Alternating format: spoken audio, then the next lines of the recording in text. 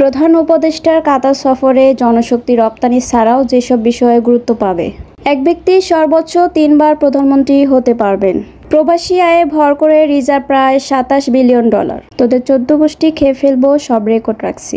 হামলা আরও জোরদারের ঘোষণা নেতানিয়াহুর। ভালভার্দের লড়াইয়ে শেষ হাসি ফেদেরিকোর, আশা টিকে রইল রিয়ালের। আর্থনা শীর্ষ সম্মেলন 2025-এ যোগ দিতে আজ কাতার যাচ্ছেন অন্তর্বর্তী সরকারের প্রধান উপদেষ্টা অধ্যাপক মোহাম্মদ ইউনূস। 4 দিনের এই সফরে কাতারের আমির Sheikh Tamim bin Hamad Al থানির সঙ্গে দ্বিপক্ষীয় বৈঠক করবেন প্রধান উপদেষ্টা।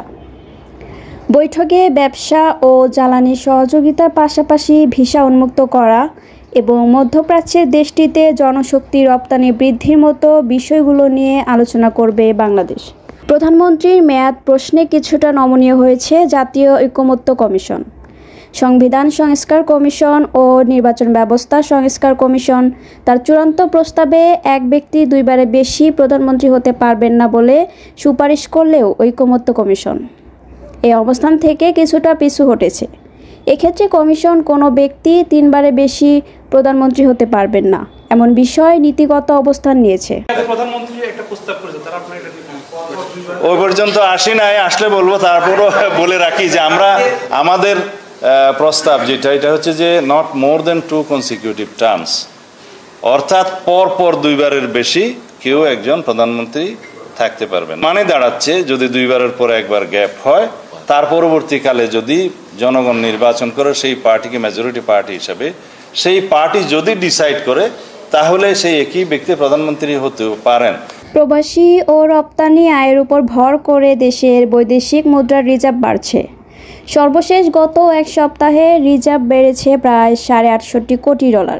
এর ফলে গত বৃহস্পতিবার দিন শেষে আন্তর্জাতিক মুদ্রা তহবিলের IMF হিসাব পদ্ধতি BPM-6 অনুযায়ী গ্রস রিজার্ভ দাঁড়িয়েছে প্রায় $21.38 বিলিয়ন।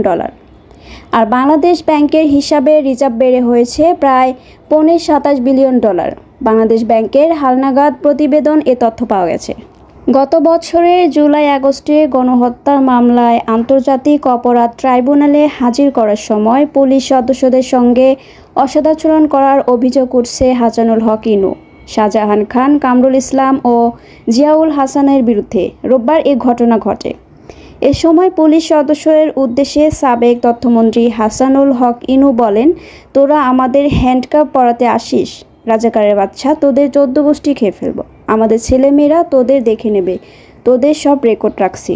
গাজায় ফিলিস্তিনি স্বাধীনতাকামীদের নির্মূল করতে হামলা আরও জোরদার করার ঘোষণা দিয়েছেন ইসরায়েলি প্রধানমন্ত্রী বেনিয়ামিন নেতানিয়াহু।